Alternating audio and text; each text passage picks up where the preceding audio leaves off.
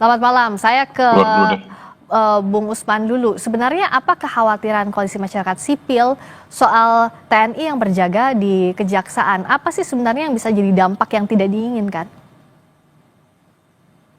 Kekhawatiran kami adalah TNI semakin mengurusi hal-hal di luar urusan pertahanan. Urusan pertahanan adalah tugas pokok dan fungsi dari TNI.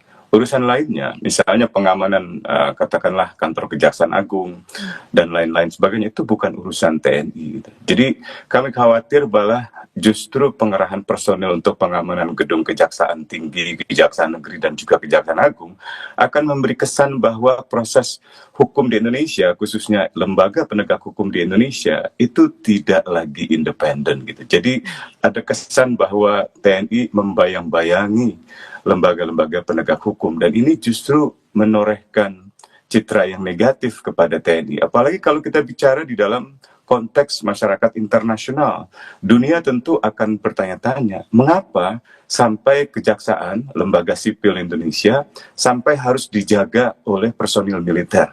Itu hal yang tidak normal, kecuali di negara-negara junta militer, misalnya di Myanmar, atau misalnya di Thailand pasca kudeta militer, atau misalnya di Mesir pasca kudeta militer setelah dipimpin oleh jenderal misalnya LCC. Jadi saya kira kami berharap sekali bahwa pengerahan personel TNI hanya untuk urusan-urusan pertahanan. Tentu saja ada urusan-urusan di luar perang, tetapi bukan juga urusan untuk memberikan pengamanan perlindungan kepada institusi kejaksaan.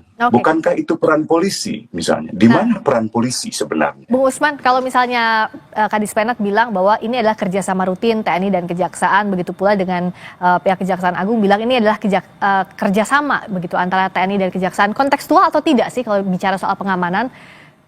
Sama sekali tidak.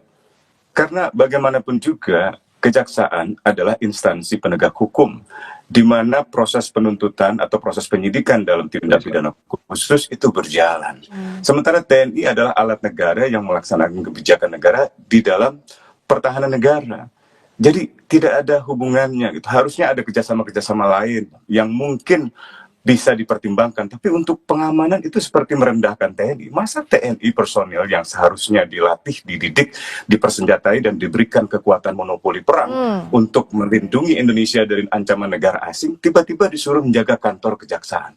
Mengapa tidak ada pengoptimalan misalnya petugas keamanan biasa seperti Satpam, atau kalau di tingkat tertentu ada misalnya ancaman pidana atau ancaman keamanan yang lebih serius, mengapa tidak kepolisian?